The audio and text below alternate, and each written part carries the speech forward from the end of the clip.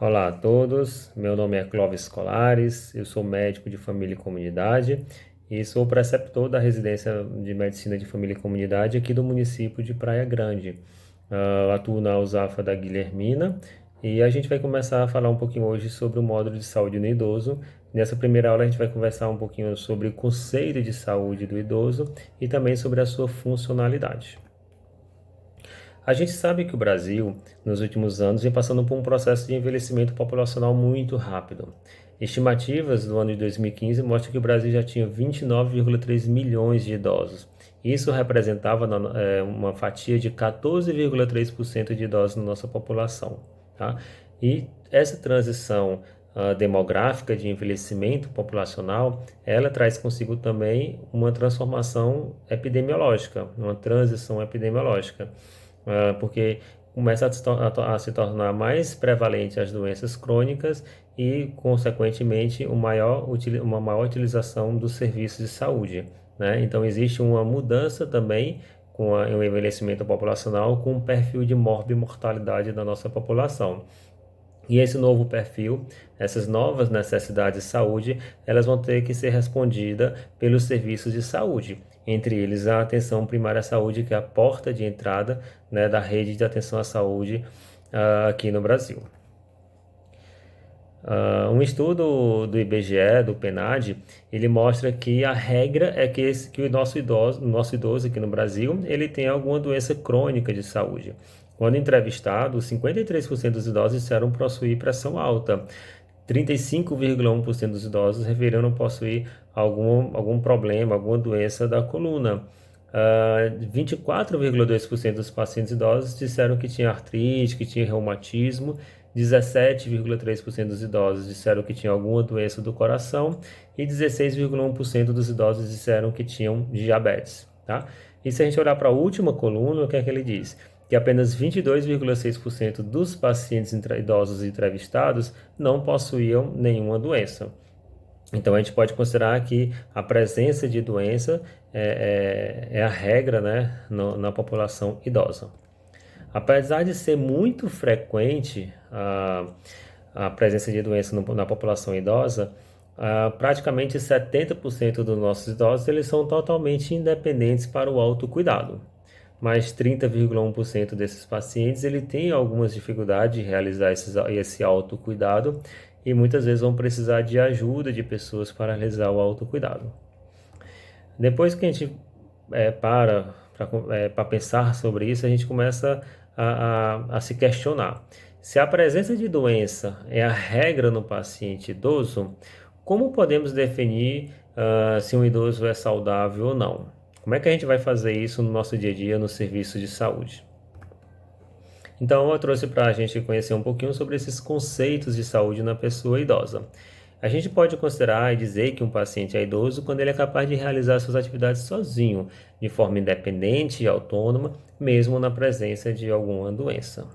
A gente pode dizer que um paciente é saudável quando ele tem a capacidade individual de realizar suas aspirações, suas satisfações das suas necessidades, independente da idade ou da presença de doença.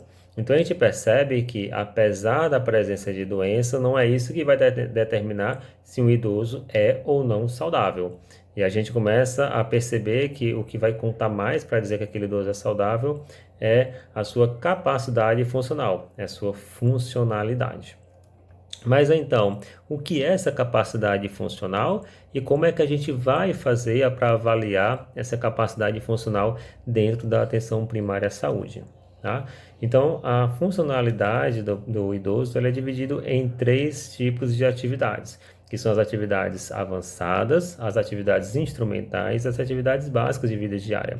Qualquer profissional que atua na atenção primária à saúde, ele deve ter a capacidade de fazer essa avaliação e ele pode fazer essa avaliação.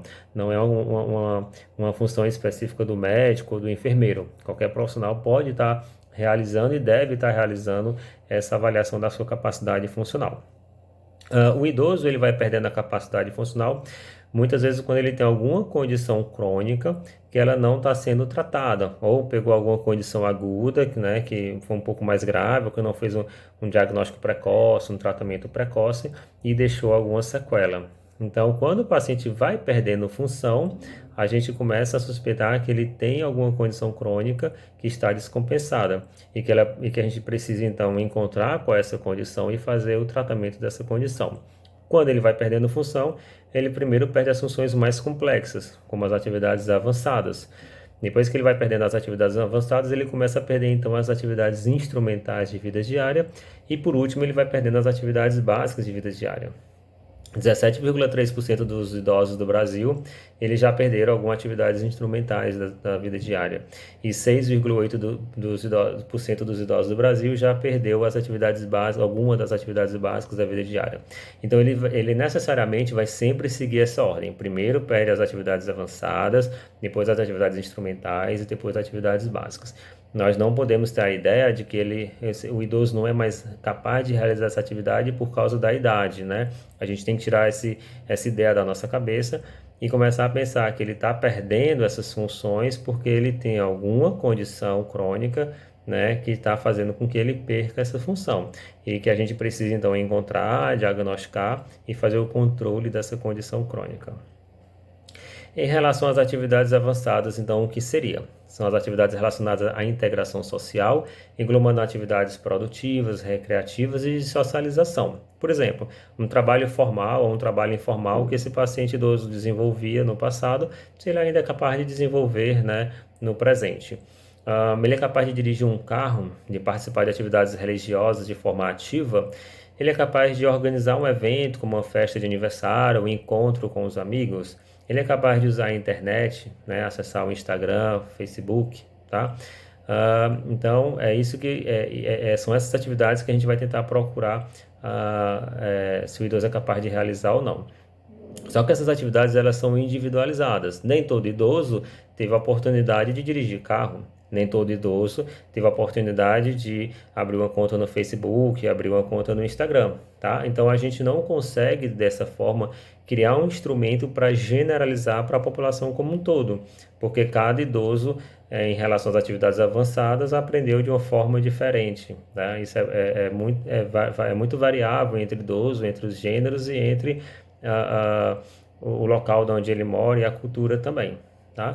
Então, como é que a gente vai então fazer para avaliar? Já que a gente não tem um instrumento específico para avaliar, você vai tentar conhecer a funcionalidade prévia desse idoso. Então, assim, o que é que ele era capaz de realizar? Era um idoso que era capaz de dirigir um carro e hoje em dia ele não consegue mais passar marcha, que tem que pisar primeiro na embreagem para passar marcha, não consegue mais girar a direção. Era um paciente que usava a internet, tinha conta no Facebook, não consegue mais interagir com as pessoas nas redes sociais. Então você conhece como é que era a funcionalidade prévia desse paciente e compara com hoje, né? Se ele seria capaz de realizar essas atividades hoje. Depois que ele vai perdendo as atividades avançadas, ele começa a perder atividades instrumentais de vida diária. E aí aí para essa daqui já existe uma escala específica, a escala de Lawton, que ela vai avaliar a capacidade desse idoso em administrar o ambiente, né? Principalmente o ambiente doméstico, tá bom? Então são 9 perguntas que você vai realizar para esse paciente e para o cuidador dele também. Você consegue usar o telefone? Você consegue ir aos locais distantes usando algum transporte sem a necessidade de um planejamento especial? Você consegue fazer compras? Consegue preparar a sua própria refeição? Consegue arrumar a casa? Consegue fazer um pequeno reparo na casa? Consegue lavar e passar suas roupas? Consegue tomar seus remédios na dose correta e no horário correto? E consegue cuidar das suas finanças. Então, essas são as atividades, algumas perguntas que a gente vai fazer que compõem a escala de Lawton. Por que então que eu tenho que perguntar ao paciente e tenho que perguntar também ao cuidador? Porque quando é muito comum o paciente ele minimizar suas perdas, ele achar e dizer que ele é capaz de realizar essas atividades e que na prática ele não consegue realizar. Então você vai perguntar ao paciente e sempre depois compara a resposta do paciente ao que o cuidador, né, a pessoa que acompanha o familiar, vem falando do paciente.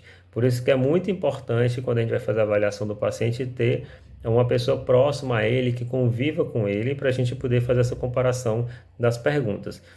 E quando existe uma divergência de resposta, o idoso diz que é capaz de realizar e o cuidador fala que não, ele não consegue mais realizar, geralmente quem está certo é o cuidador, porque o idoso ele tem essa tendência a minimizar as suas perdas, a sua funcionalidade, tá? Outra coisa importante também na hora de aplicar essa escala é que tem algumas dessas perguntas que são influenciadas pelo gênero. Então, se a gente for para a pergunta número 4, consegue preparar suas próprias refeições?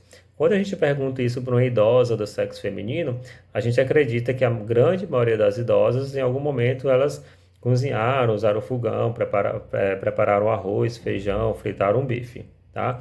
Então, é uma pergunta que vale a pena fazer, porque se ela sabia realizar e não consegue realizar mais, é um indício de perda de função. Mas quando a gente faz essa pergunta para um idoso do sexo masculino, aí a gente vai ter que tomar um pouquinho mais de cuidado, porque nem todo idoso aprendeu a cozinhar, aprendeu a fazer arroz, a fazer feijão. Geralmente, devido à cultura, quem fazia essas atividades era a mulher, né? E ele nunca precisou fazer. Então, ele não faz porque ele nunca precisou fazer e por isso também não aprendeu a fazer. Então, a gente não pode colocar essa pontuação como uma pontuação negativa para esse paciente do sexo masculino que não sabe preparar a refeição. Agora, se era um homem que ele fazia comida, sabia preparar e não está mais conseguindo fazer, aí você pode pontuar realmente como uma perda de função. Se a gente for para a pergunta de número 6, aí o papel se inverte, né? Como fazer pequenos reparos na casa. Então, geralmente, é esperado que o paciente idoso do sexo masculino, ele saiba utilizar algumas ferramentas, como a furadeira, ele saiba emassar uma parede, né? Porque era uma função mais masculina, determinada pela cultura. E quando a gente pergunta isso para a mulher, a gente espera que ela não saiba, apesar de algumas poderem saber realizar esse tipo de atividade, né? Então você vai tomar esse cuidado na hora de fazer a avaliação, porque é também influenciada pelo sexo, tá? Então você pode fazer entrevista ao paciente, fazer essas perguntas, tomar cuidado com essa generalização para gênero e sempre comparar a resposta do paciente com a resposta do cuidador. E depois que ele vai perdendo as atividades instrumentais avançadas, né? A doença vai progredindo, você não consegue controlar aquela doença, as atividades instrumentais, e aí, se você não fizer o controle, ele vai começar então a perder as atividades básicas, que são as atividades do cuidado do próprio corpo, né? Do autocuidado, da autopreservação, tá? Que são as atividades mais simples e mais básicas, que é a última que o paciente vai perder, tá? E para isso nós temos também uma escala, que é a escala de Katz. Então, na escala de Katz, você vai avaliar a capacidade do paciente em tomar banho. Nesse banho, o cuidador dele ou familiar, ele pode ajudar em uma certa parte do corpo, como passar um shampoo nos cabelos ou lavar as costas. O restante do banho tem que ser tomado de forma independente, sozinho, pelo idoso. Se ele é capaz de escolher uma roupa, vestir a roupa, ele pode precisar de ajuda apenas para amarrar o sapato, para calçar o sapato, mas o restante ele tem que fazer isso sozinho. Como é que é a higiene pessoal desse paciente? Ele é capaz de ir ao banheiro, usar o banheiro de forma correta, se limpar, vestir novamente a roupa de forma correta, né? E aí você vai avaliar isso também. A transferência seria a capacidade daquele idoso que está deitado na cama, se levantar, pode usar uma bengala, um andador para isso, vai até a sala e se senta numa cadeira na sala. Então, a transferência entre os ambientes da casa. Ele faz isso sozinho ou precisa que alguém levante ele do leito, coloque na cadeira de roda e leve ele até a sala. A questão da continência também, se esse paciente idoso ele tem um autocontrole do intestino e da bexiga, e a alimentação, se ele é capaz de se alimentar sozinho. Na alimentação, o cuidador dele ou familiar, ele pode cortar carne no paciente idoso e ele pode passar manteiga no pão, tá? Não vai perder a pontuação essa função por causa disso, mas do restante ele vai ter que se alimentar sozinho. Lembrando que as três primeiras atividades, tomar banho, se vestir e higiene, dessas atividades básicas, elas são mais complexas. Então, ele vai perder primeiro essas três primeiras, para depois começar a perder as três últimas, que são as transferências, a continência e a alimentação. Essas três últimas são atividades mais básicas. Dentro dessas básicas, elas são as mais simples, né? E são as últimas a que o paciente vai perder. Depois que você aplicou a escala de CATS, aí você vai classificar o paciente. É um paciente que realiza todas as atividades básicas de vida diária de forma independente, então você vai classificar o paciente como independente. Se o paciente ele tem um comprometimento de pelo menos uma das funções influenciadas pela cultura, que são aquelas três primeiras que eu falei, né? Que é a capacidade de banhar, de vestir ao banheiro. Pelo menos uma delas está comprometida, você vai classificar o paciente como semi-dependente. Se o paciente apresenta comprometimento de uma função mais básica, que são as funções vegetativas, né, como a transferência e a continência, a gente espera que esse paciente já tenha perdido as outras três, que é o banhar, se vestir e higiene. E, além disso, você vai perder mais uma dessas duas, pelo menos, a transferência e a continência. Você vai classificar o idoso como um idoso com dependência incompleta. Quando ele perdeu todas as atividades, inclusive de se alimentar, aí é um paciente com dependência completa. Tá? Essa classificação ela é relacionada às atividades básicas de vida diária, tá? Não é relacionada às atividades instrumentais. Mas, claro, que se você percebe que o paciente já tem perda de atividade instrumental, se você não fizer nada, ele vai continuar perdendo as atividades instrumentais e vai passar para perder as atividades básicas. E aí vai começar a se transformar num idoso dependente de cuidado, né? E aí vai começar a sobrecarregar o cuidador. E a gente tem também que ter a ciência de que a capacidade funcional e essa classificação da sua capacidade funcional, ela é importante porque ele vai também nos ajudar a desenhar um projeto terapêutico de cuidado para esse paciente. Como assim? Então, aquele paciente que tem a capacidade funcional totalmente preservada, a gente vai fazer o quê? Vai evitar a ocorrência de agravos ou estabelecimento de condições crônicas que possam provocar o declínio ou comprometer a autonomia e a independência dessas pessoas. Ou seja, a gente vai orientar esse paciente idoso a ter uma alimentação saudável, a praticar atividade física de forma regular e ter um controle do tabagismo e do etilismo. A gente vai desenvolver atividades de prevenção e tratamento das doenças agudas. Então, quando ele adoecer de forma aguda, fazer um diagnóstico rápido e precoce e um tratamento efetivo, para que esse adoecimento agudo ele não deixe sequela e faça com que o paciente perca a função. A gente vai tentar fazer a prevenção e o controle das condições e das doenças crônicas. Então, realizar um diagnóstico precoce de hipertensão, de diabetes, de DPOC, de osteoporose, né? E instituir um tratamento efetivo que, de fato, controle esses fatores de risco, essas doenças, para a perda de função. Você vai fazer a promoção de atividades coletivas de socialização para evitar o isolamento social e a instalação da depressão no idoso. Quando a gente orienta a atividade física, a gente costuma orientar a atividade física de preferência em grupo, porque aí além da atividade física, que ele está fazendo atividade física, ele já está também desenvolvendo a função de socialização. E as práticas integrativas e complementares, como yoga, meditação, acupuntura, também pode ser utilizado nessa fase da vida. Quando o paciente já apresenta algum declínio da sua capacidade funcional, a gente vai tentar ofertar um cuidado para reverter esse declínio ou pelo menos diminuir e retardar o máximo possível da instalação desse declínio, além de reabilitar, né, o paciente. Então a gente vai fazer todas aquelas outras ações que a gente já citou para o paciente que ainda não perdeu nenhuma função, a gente vai fazer tudo aquilo para esse paciente e além do mais a gente vai tentar fazer um controle mais rígido, mais estrito dessa condição crônica estabelecida, porque essa condição crônica está fazendo com que ele perda a função. Então a gente vai ter que tentar ter um controle mais rígido nesse paciente, tá? E até tentar assim pesquisar e encontrar alguma outra condição que ele tenha que ainda não foi diagnosticado. E fazer a reabilitação desse paciente. A reabilitação pode ser uma fisioterapia para recuperar a força dos membros, né? Alguma sequela que ele tenha tido nos membros. A reabilitação pode ser o uso de óculos para ele conseguir enxergar melhor as coisas, conseguir ler, tá? Seria o uso de um amplificador para ele poder escutar melhor e poder socializar e interagir com as pessoas. Isso tudo seria reabilitação.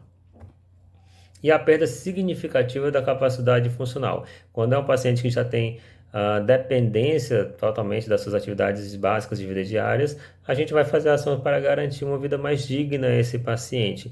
Então, a gente vai tentar gerenciar essa condição crônica já avançada e já agravada. A gente vai desenvolver e manter as atividades de reabilitação que são necessárias para esse paciente. A gente vai ofertar cuidados paliativos para esse paciente, se ele tiver dor na alimentação, no conforto para esse paciente, e também o suporte familiar, tá certo? E para os cuidadores também. Esses idosos, quando eles já estão totalmente dependentes das suas atividades crônicas diárias, eles exigem muito cuidado, né? E o familiar que cuida desse paciente, ele não pode tirar férias para do trabalho de cuidar desse paciente, muitas vezes. Os filhos não costumam fazer rodízio entre os familiares nesse cuidado. E aí, um filho às vezes fica totalmente sobrecarregado, às vezes ele abandona um parceiro para poder cuidar do seu pai, da sua mãe que encontra-se doente, né? E ele começa a adoecer também, começa a ter depressão, começa a ter dor, lesão musculoesquelética devido a carregar peso e etc. Então, a gente também vai ter que fazer avaliação e dar esse suporte aos familiares e cuidadores desse paciente. Então, aprendemos nessa aula que a saúde do idoso é determinada pela sua capacidade funcional e não pela presença de doença. Ou seja, o idoso ele pode ter pressão alta, pode ter diabetes, pode ter osteoporose, pode ter asma, DPOC, mas se você tiver com todos esses fatores bem controlado e é um paciente que funciona totalmente funcional, independente, é um paciente que você pode considerar ele como um paciente saudável, mesmo tendo esse monte de doença. Você aprendeu também como avaliar e classificar a capacidade funcional do idoso. E aí, para isso, você pode avaliar a ação das atividades avançadas, conhecer o que é que o paciente idoso fazia antes e como é que ele está funcionando hoje, ou aplicar aquelas escalas, a escala de Katz, a escala de Lawton, para avaliar as atividades básicas, as atividades instrumentais de vida diária. E depois que você classifica o idoso e a sua funcionalidade, você vai conseguir então bolar um plano terapêutico singular de cuidado, né, dependendo dessa funcionalidade do idoso que você encontrou, tá? Quem quiser se aprofundar um pouquinho mais sobre esse assunto, eu vou disponibilizar algumas referências para o estudo e obrigado pela atenção. Até a próxima aula.